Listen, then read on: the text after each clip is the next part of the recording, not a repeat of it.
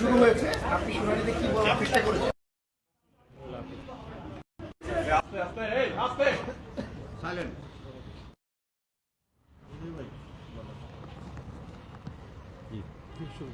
জনাব এটিএম আজহারুল ইসলামের রিভিউ থেকে উদ্ভূত আপিল মামলার শুনানি শুরু হয়েছে।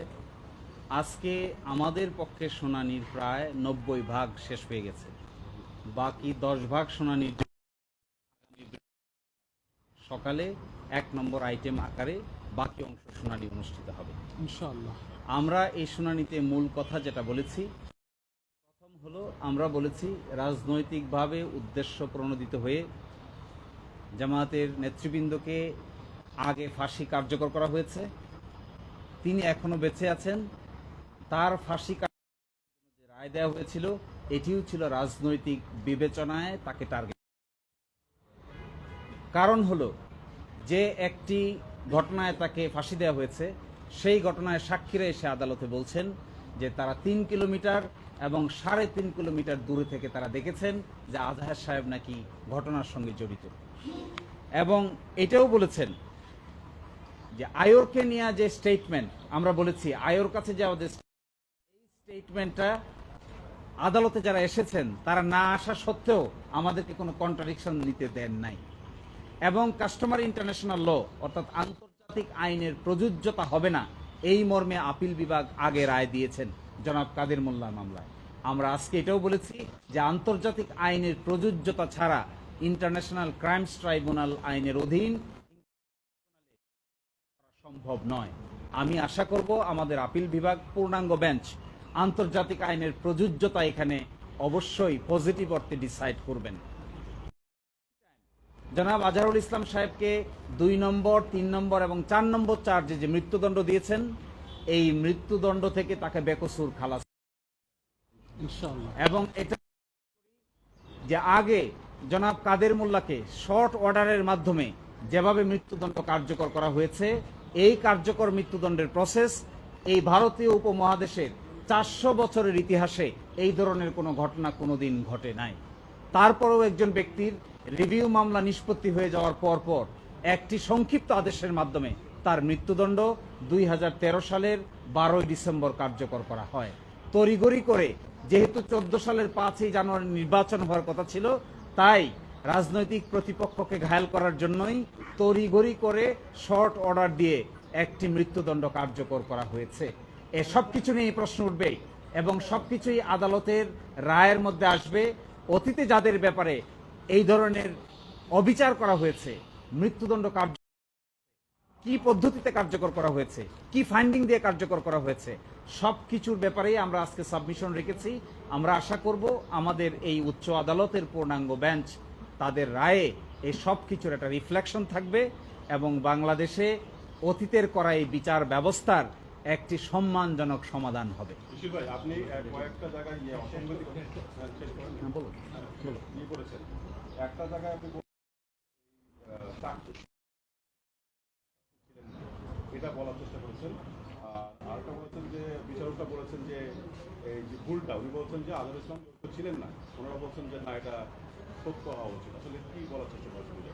একজন সাক্ষী যিনি 4 নম্বর সাক্ষী ছিলেন রাষ্ট্রপক্ষের, তিনি আদালতে এসে আমাদের ক্রস এক্সামিনেশনের জবাবে বলেছিলেন যে এটিএম আজহারুল ইসলাম সাহেব ঝাড়োয়ার বিলের ঘটনার সঙ্গে জড়িত মর্মে তার কোনো সম্পৃক্ততা নেই, এই কথা আদালতে বলেছেন।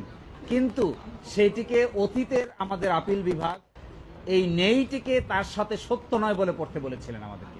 আজকে আদালতকে আমরা এটা দেখিয়েছি যে সাক্ষী যখন সুনির্দিষ্টভাবে বলেন যে তিনি ঘটনার সঙ্গে জড়িত নেই, এর মধ্যে অন্য কোনোভাবে পড়ার আর কোনো স্কোপ নাই। আর আরেকটি কথা, এখানে 6 কিলোমিটার দূর থেকে দেখছেন যে ট্রেন থেকে আমরা নামতেছি। আপনাদের কি মনে হয় যদি কোনো যন্ত্র ছাড়া 6 কিলোমিটার দূর থেকে কোনো মানুষ দেখতে পারে কোনো মানুষ ট্রেন থেকে নেমেছে কিনা, কাউকে গুলি করেছে কিনা? কাউকে অ্যাটাক করেছে কিনা, অথচ আগে কোনোদিন চিনে না, জীবনে কোনোদিন দেখা হয় নাই, ওই দিনেই প্রথম 6 কিলোমিটার দূর থেকে আইডেন্টিফাই করে ফেলে। আমরা বলেছি এইগুলো শুধুমাত্র বায়োনিক আয় দ্বারাই সম্ভব, বাস্তবে কোনো মানুষের পক্ষে এই ধরনের কাজ করা সম্ভব না। আমরা দেখলাম এই মামলার প্রথমবারের মতো আপনি স্কাইপ ক্যালেন্ডারের বিষয় আনলেন, একই সাথে মনোরঞ্জন বালির বিষয়টাও আনলেন। আপনি এর আগে এই প্রসঙ্গগুলো কখনো তোলাই যায়নি, এই প্রথমবার আনার পর আপনি বিষয় প্রকাশ করেছেন, আপনি কি বলতে চেয়েছিলেন? আমি স্কাইপ কেলেঙ্কারির কথা বলতে চেয়েছি যে স্কাইপ কেলেঙ্কারির সকল ইমেল, সকল অডিও ডকুমেন্ট এবং সকল পত্রিকার রিপোর্ট সবকিছুই আমরা দেশি বিদেশি রিপোর্ট আদালতের সামনে উপস্থাপন করেছিলাম। তখনকার দিনের ট্রাইব্যুনাল আমাদেরকে এই সমস্ত বিষয়ের উপর আর্গুমেন্ট করে বলছেন যে এগুলো আদালতের দেখার বিষয় নয়, অথচ এখনো পর্যন্ত সেই ইমেল কমিউনিকেশন, সেই অডিও স্ক্রিপ্ট এবং সেই আন্তর্জাতিক এই রিপোর্ট ইকোনমিক্স থেকে সব জায়গায় রিপোর্ট হয়েছে, এগুলো সবই আমাদের কাছে রক্ষিত আছে। যদি এমন হয় মাননীয় আপিল বিভাগ এগুলো দেখতে চান, প্রয়োজন সাপেক্ষে আমরা আপিল বিভাগকে এগুলো দেখাবো। আর দ্বিতীয় কথা আমি বলেছিলাম, শুকরঞ্জন বালিকে আদালতের সামনে থেকে একটি সাদা মাইক্রোবাসে করে আইনজীবীদের সামনে থেকে জোর করে ধরে নিয়ে যাওয়া হয়, তাকে পরে ভারতে পাওয়া যায়, ভারত থেকে তাকে সাজা দেওয়া হয়, সেখান থেকে তিনি বাংলাদেশে এখন বাড়িতে বসবাস করছেন। আমরা বলেছি এগুলো প্রমাণ করে যে ওই ট্রাইব্যুনালে যে বিচার হয়েছে তা সব কিছু হয়েছে অসৎ উদ্দেশ্য প্রণোদিত এবং কতিপয় নেতৃবৃন্দকে সাজা দিয়ে রাজনৈতিক উদ্দেশ্য হাসিল করার জন্যই এই সমস্ত কাজ করা হয়েছিল। যে আইনটা আছে সেটার সাথে আমাদের যে আইনের উপর কতটুকু প্রভাব ফেলেছিল, আপনি কোর্টকে জানতে চেয়েছিলেন, আপনি কোর্টকে গিয়েছেন, কি বলছেন? আমাদের যে আইন 1973 এর আইন আমরা বলেছি, এই আইন তৈরি করা হয়েছিল 195 জনের বিচার করার জন্য, যারা পাকিস্তান আর্মি ছিলেন এবং যাদেরকে আইডেন্টিফাই করা হয়েছিল, কিন্তু ত্রিপক্ষীয় চুক্তির মাধ্যমে এই সমস্যার সমাধান করা হয়েছে।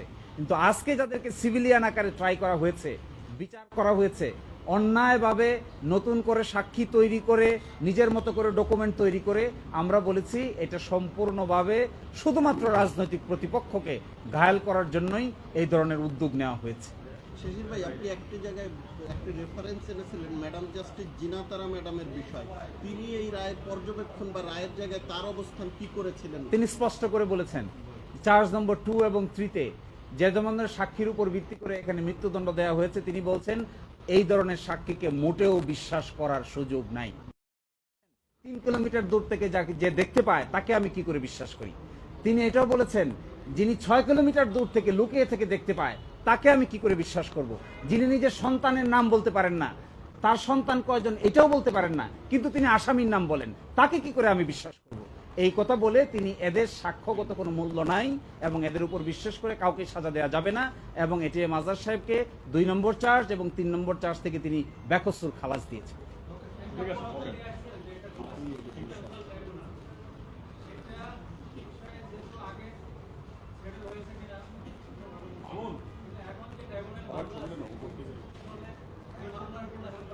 না, এই মামলা কোনো হ্যাম্পার হবে না, কারণ আপনারা জানেন যে 1973 সালের এই আইনের এই ডিফিকাল্টির কারণে সংশোধন করা হয়েছে। এই আইন সংশোধন করে ক্রাইম এগেনস্ট হিউম্যানিটি সংজ্ঞার মধ্যে ওয়াইড স্প্রেড এবং সিস্টেমেটিককে অ্যাড করা হয়েছে। ফলে এখনকার যে আইনের বিধান আছে এই বিধানে আন্তর্জাতিক মানের কোনো ঘাটতি নাই, কিন্তু অতীতে যা ছিল আমরা সেটাই আর্গুমেন্ট করেছিলাম যে ওয়াইড স্প্রেড এবং সিস্টেমেটিক অ্যাড করা হোক। উচ্চ আদালত তার এইটার ব্যাপারে উচ্চ আদালত তার অবজারভেশন দিক, কিন্তু উচ্চ আদালত বলে দিয়েছেন আন্তর্জাতিক আইন এখানে প্রযোজ্য হবে না, কিন্তু এখনকার আইনে আন্তর্জাতিক আইনের প্রযোজ্যতা সংশোধন করা হয়েছে। Thank you.